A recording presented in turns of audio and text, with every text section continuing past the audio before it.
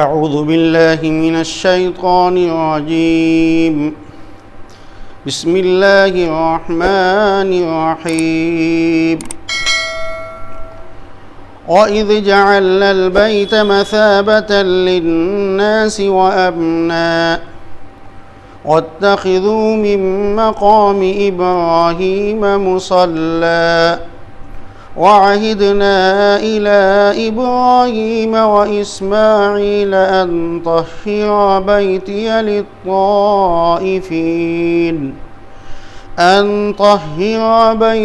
لِلطَّائِفِينَ وَالْعَاكِفِينَ وَالرُّكَّعِ السُّجُودِ صدق اللہ العظیم۔ ان آیات کے اندر اللہ تعالیٰ نے بیت اللہ کی حیثیت اور بیت اللہ کے مقام کو اور اس کے مرتبے کو بیان کیا ہے۔ قرآن مجید کے اندر اللہ تعالیٰ نے ایک موقع کے اوپر ارشاد فرمایا کہ قیاما للناس، یعنی یہ دنیا کا نظام جو قائم ہے یہ صرف اور صرف بیت اللہ کی وجہ سے قائم ہے۔ یہ جو دنیا کا نظام چل رہا ہے یہ بیت اللہ کی وجہ سے چل رہا ہے۔ تو اللہ تعالیٰ نے اپنے اس گھر کے لیے یہ بات ارشاد فرمائی، اے محمد صلی اللہ علیہ وسلم اس وقت کو یاد کیجئے جب بیت اللہ کو ہم نے لوگوں کی اجتماع کی جگہ بنایا۔ قرآن مجید کے اندر اللہ تعالیٰ نے ارشاد فرمایا کہ ان اول بیت وضع للناس للذی ببکۃ مبارکا، دنیا میں سب سے پہلا اللہ کا گھر جو اللہ کی عبادت کے لیے، اللہ کی پرستش کے لیے بنایا گیا وہ بیت اللہ ہے۔ دنیا کے بتکدوں میں پہلا وہ گھر خدا کا، دنیا کے بتکدوں میں پہلا وہ گھر خدا کا، ہم پاسباں ہیں اس کے وہ پاسباں ہمارا، اور توحید کی امانت سینوں میں ہے ہمارے، توحید کی امانت سینوں میں ہے ہمارے، آسان نہیں مٹانا نام و نشاں ہمارا۔ جب تک بیت اللہ قائم ہے مسلمانوں کو مٹایا نہیں جا سکتا ہے، جب تک بیت اللہ قائم ہے مسلمانوں کو ختم نہیں کیا جا سکتا ہے۔ تو اللہ تعالیٰ نے بیت اللہ کو اجتماع کی جگہ بنایا ہے کہ تمام انسان سال میں ایک مرتبہ اللہ کے اس دربار میں جمع ہوتے ہیں، مختلف جگہوں سے آ کر کے، مختلف شہروں سے آ کر کے، مختلف علاقوں سے آ کر کے، سب کی زبانیں الگ ہیں، سب کی صورتیں الگ ہیں، سب کا رہن سہن الگ ہے، سب کا لباس الگ ہے، سب کا طور و طریقہ الگ ہے، سب کی بول چال الگ ہے، لیکن ترانہ سب کا ایک ہے۔ تو اللہ تعالیٰ نے بیت اللہ کو لوگوں کی اجتماع کی جگہ بنایا ہے، وَأَمْنًا، اور یہ امن کی جگہ ہے، یہ سکون کی جگہ ہے۔ ایسی سکون کی جگہ دنیا کے اندر کہیں نہیں ہے۔ حضرت عبداللہ ابن عمر رضی اللہ عنہ ارشاد فرماتے ہیں کہ اگر میرے باپ کا قاتل بیت اللہ کے اندر مجھے مل جائے تو میں اس کے اوپر ہاتھ نہیں اٹھاؤں گا، میں اس کے اوپر ہتھیار نہیں اٹھاؤں گا، میں اس کو گالی نہیں دوں گا، میں اس کو ہاتھ تک نہیں لگاؤں گا۔ یہ ہے بیت اللہ کا احترام، یہ ہے بیت اللہ کی عظمت، یہ ہے بیت اللہ کی حرمت۔ اور یہ امن صرف اس وقت قائم نہیں ہوا بلکہ رسول اللہ صلی اللہ علیہ وسلم نے پیشین گوئی فرما دی ہے کہ یہ امن قیامت تک رہے گا، یہاں تک کہ اس امن کو جس نے بھی توڑنے کی کوشش کی ہے، ختم کرنے کی کوشش کی ہے، اس امن کے اندر رخنہ ڈالنے کی کوشش کی ہے، اللہ تعالیٰ نے اس کو تباہ اور برباد کر دیا ہے۔ آپ نے سنا ہوگا کہ ایک وقت میں ابرہہ نے سوچا تھا کہ اس امن کو ختم کر دیا جائے، اس بیت اللہ کو نیست نابود کر دیا جائے، اس کو ڈھا دیا جائے، اس کو مسمار کر دیا جائے۔ اللہ تعالیٰ نے اس کی کیا حالت کی، اس کے لشکروں کی کیا حالت ہوئی۔ اور پھر رسول اللہ صلی اللہ علیہ وسلم نے ارشاد فرمایا کہ یہ امن قیامت تک رہے گا، یعنی دجال قرب قیامت میں جب ظاہر ہوگا اور ساری دنیا اس کے لپیٹ میں آ جائے گی، تمام کے تمام لوگ اس کی اتباع میں لگ جائیں گے، جب دنیا میں پوری طریقے سے کفر اور شرک چھا جائے گا، کوئی انسان اللہ کا نام لینے والا نہیں ہوگا، اس وقت بھی دجال اس امن والی جگہ میں داخل ہونے کی کوشش کرے گا، اللہ تعالیٰ اس کو یہاں داخل نہیں ہونے دے گا، اور اللہ کے فرشتے اس بیت اللہ کی اور اس امن کی جگہ کی حفاظت کریں گے۔ وَلِلَّهِ جُنُودُ السَّمَاوَاتِ وَالْأَرْضِ، آسمان اور زمین کے لشکر یہ اللہ ہی کے لیے ہیں۔ اللہ تعالیٰ اپنے لشکروں کے ذریعے سے اس حرم محترم کی حفاظت فرمائے گا، اور وہ دجال اس کا دخول یہاں پر نہیں ہو پائے گا۔ وَاتَّخِذُوا مِن مَّقَامِ إِبْرَاهِيمَ مُصَلًّى، اور اے محمد صلی اللہ علیہ وسلم مقام ابراہیم کو آپ مصلی بنا لیجئے، جائے نماز بنا لیجئے، اس جگہ کے اوپر 2 رکعت نفل نماز ادا کیجئے۔ مقام ابراہیم کیا ہے؟ مقام ابراہیم یہ ایک پتھر ہے جو اللہ تعالیٰ نے حضرت ابراہیم علیہ السلام کے لیے جنت سے بھیجا تھا، اور اس پتھر کی خصوصیت یہ تھی کہ جب حضرت ابراہیم علیہ السلام کعبۃ اللہ کو تعمیر کرتے تھے تو اس کے اوپر کھڑے ہو کر کے تعمیر کرتے تھے، اور یہ پتھر لفٹ کا کام کیا کرتا تھا، سیڑھی کا کام کیا کرتا تھا۔ جس طریقے سے ہم اور آپ مکانات کو بناتے ہیں تو مکانات کو بنانے کے لیے بانس بنڈلیوں کی ضرورت ہوتی ہے، سیڑھی کی ضرورت ہوتی ہے، لیکن اس پتھر کے اندر اللہ تعالیٰ نے خصوصیت یہ رکھ دی تھی کہ جیسے جیسے بیت اللہ کی دیواریں اوپر جاتی تھیں اسی طریقے سے یہ پتھر خود بخود اوپر ہوتا تھا اور نیچے ہوتا تھا،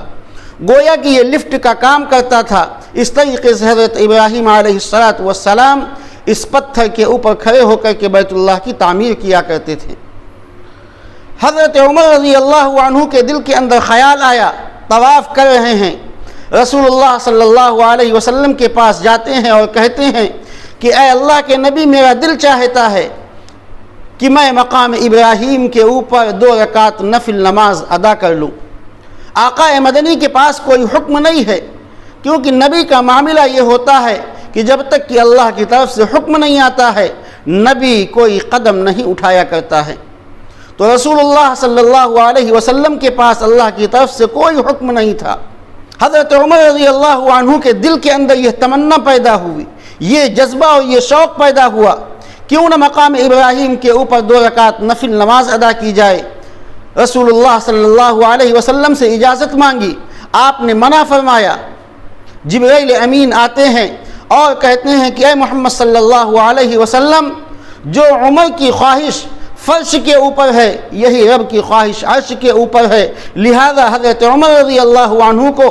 2 رکعت نفل مقام ابراہیم پر پڑھنے کی اجازت دی جائے۔ اور صرف یہی ایک موقع نہیں، بلکہ شاہ محدث دہلوی رحمۃ اللہ علیہ نے حجت اللہ البالغہ کے اندر لکھا ہے کہ قرآن مجید کے اندر 22 مقامات ایسے ہیں کہ حضرت عمر رضی اللہ عنہ کی جو خواہش تھی اللہ تعالیٰ نے اس خواہش کو، اس تمنا کو پورا کر دیا۔ قرآن مجید کے اندر آیات کو نازل فرما دیا۔ پردے کا معاملہ ہے، حضرت عمر رضی اللہ عنہ کے دل کے اندر خواہش پیدا ہوئی تھی، اللہ کے نبی کے پاس گئے اور کہنے لگی کہ اے اللہ کے نبی، ہماری بیویاں، ہماری مائیں اور بہنیں، ہماری بچیاں بازاروں کے اندر بے پردہ ٹہلتی رہتی ہیں، شرم آتی ہے، غیرت محسوس ہوتی ہے، دوسرے لوگوں کی نظریں پڑتی ہیں، اے اللہ کے نبی کیوں نہ پردے کا حکم دے دیا جائے۔ یہ تمنا تھی، یہ ولولہ تھا۔ اللہ کی طرف سے آیات نازل ہو گئیں کہ یا ایھا النبی قل لازواجک وبناتک ونساء المؤمنین یدنین علیہن من جلابیبہن، کہ اے پیغمبر اپنی بیویوں سے کہہ دیجئے، اپنی بیٹیوں سے کہہ دیجئے، ونساء المؤمنین، اور تمام مومن خواتین سے کہہ دیجئے، یدنین علیہن من جلابیبہن، کہ جب وہ باہر نکلا کریں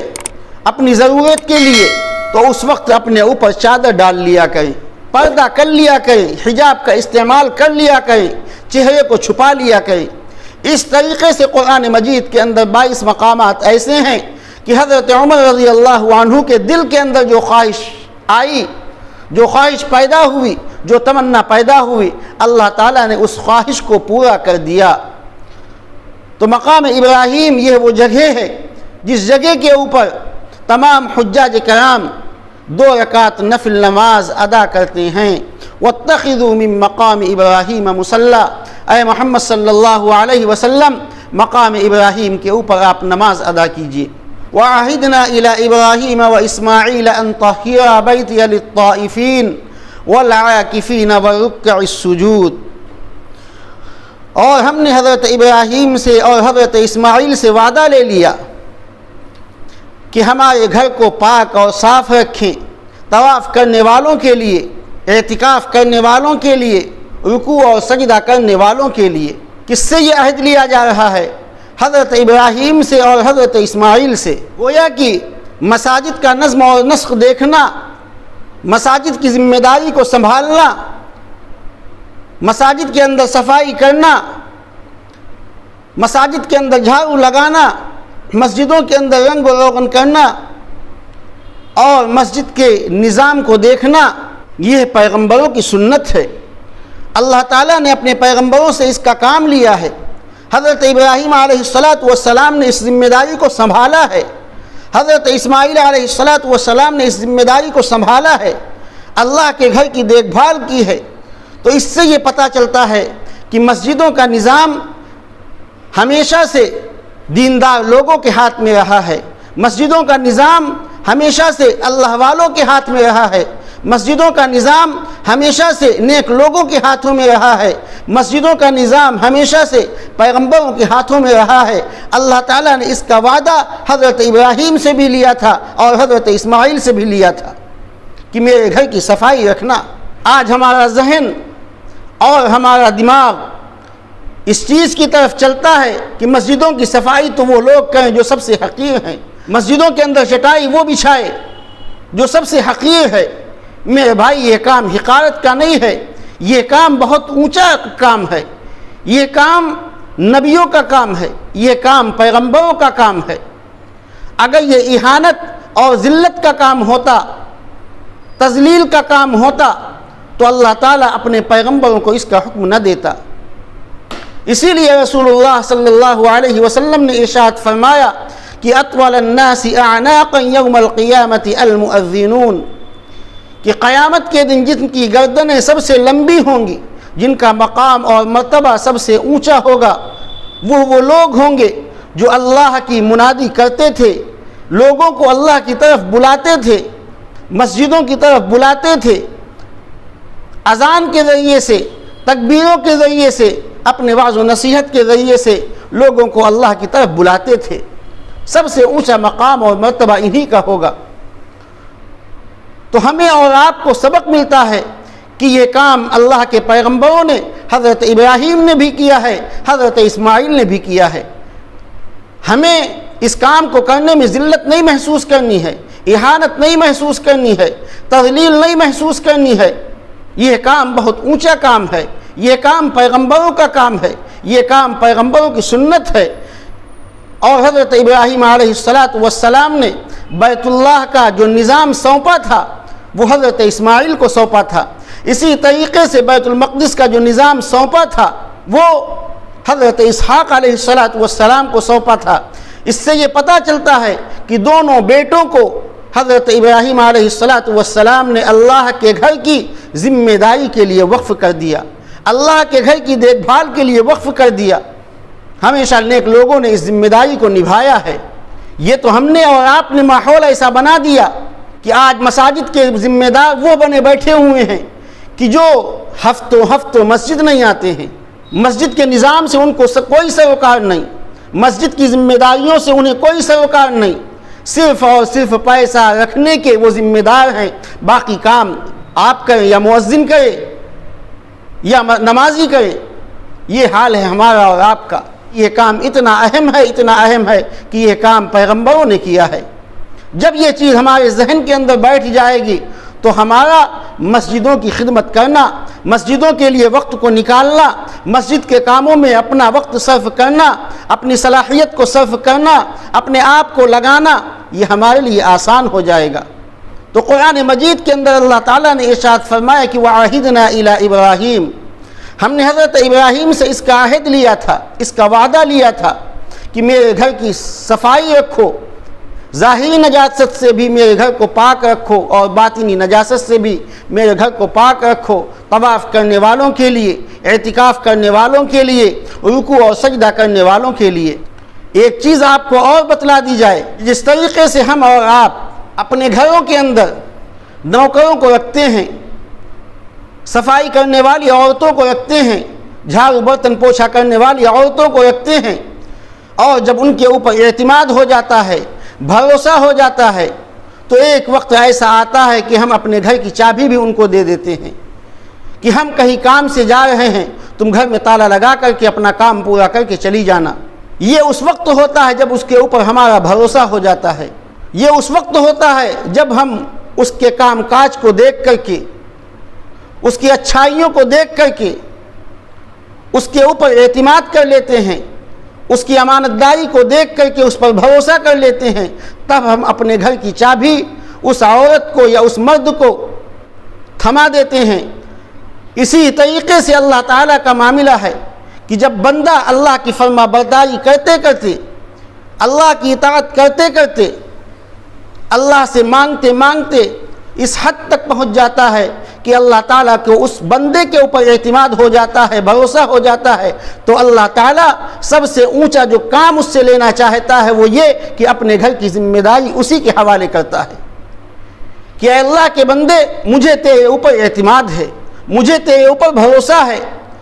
اگر کوئی میرے گھر کا کام کر سکے گا تو تو کر سکے گا۔ جس طریقے سے ہم اور آپ اپنے گھر کی ذمہ داری یا اپنے گھر کی چابی کسی ایے غیر کو نہیں تھماتے ہیں، ایسے ہی اللہ تعالیٰ اپنے گھر کی ذمہ داری، اس کے نظم و نسق کو دیکھنا، اس کی دیکھ بھال کرنا کسی ایے غیر کے ہاتھ میں نہیں دیتا ہے، بلکہ ان لوگوں کے ہاتھ میں دیتا ہے جو اس کے نظام کو سنبھال سکیں، ان لوگوں کے ہاتھ میں دیتا ہے جو اس کے نظام کو صحیح طور پر چلا سکیں، ان لوگوں کے ہاتھ میں دیتا ہے جن کے اوپر اللہ کو بھروسہ ہوتا ہے، جن کے اوپر اللہ کو اعتماد ہوتا ہے، اور جو ٹھیک طریقے سے، اچھی طریقے سے، امانت داری کے ساتھ، انصاف کے ساتھ اس کام کو انجام دے سکتے ہیں۔ اللہ تعالیٰ اپنے گھر کی چابی اور اس کی ذمہ داری ایسے لوگوں کے حوالے کرتا ہے۔